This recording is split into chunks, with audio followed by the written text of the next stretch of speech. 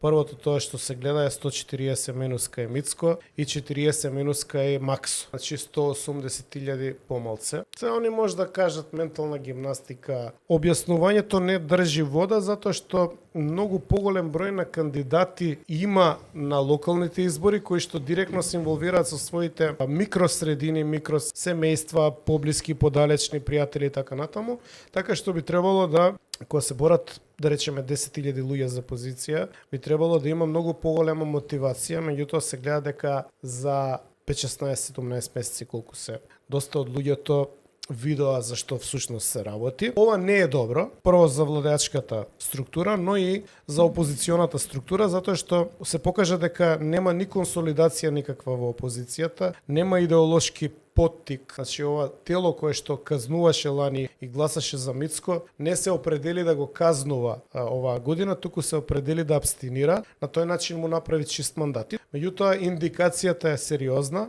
и проблематична. Остава простор да врз основа на неа се гради некој широк опозицијски фронт, во кој што не го гледам СДСМ. Лично мислам дека треба клучна врата да стават. Посебно ситуацијата у Скопје покажа дека Скопје има вака изразит десничарски политички сенс, освен можеби во Центар и Карпуш. СДСМ клучна врата, евентуално ако има некои остатоци од таму кои што се саглам да се присоберат у некаков поширок политички фронт, мислам дека ќе има чист пат Мицко, што не е добро.